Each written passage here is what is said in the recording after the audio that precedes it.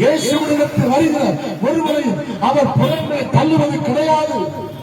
மனிதர்கள் வேண்டும் என்றால் ஜாதி பார்த்து சேர்த்துக் கொள்வார்கள். இயேசு அப்படி அல்ல. அவர் ஏழை என்றும் பணக்காரர் என்றும் வித்தியாசம் பார்க்கிறவர் அல்ல.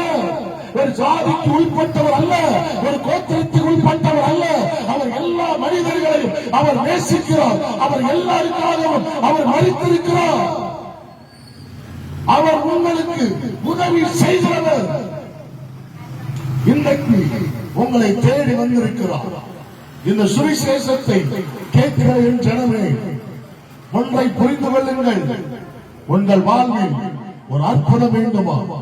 உங்க வாழ்வில் ஒரு விடுதலை வேண்டுமா? உங்க வாழ்வில் ஒரு சுகம் வேண்டுமா? இன்றைக்கு இயேசுவினிடத்தில் வாருங்கள். இதுவே ரட்சிக்கப்பட வேண்டிய நாள். இதுவே உங்கள் வாழ்க்கையில் ஒரு பாவ மன்னிப்புடைய நிச்சயத்தை பெற்றுக் கொள்ள போகிற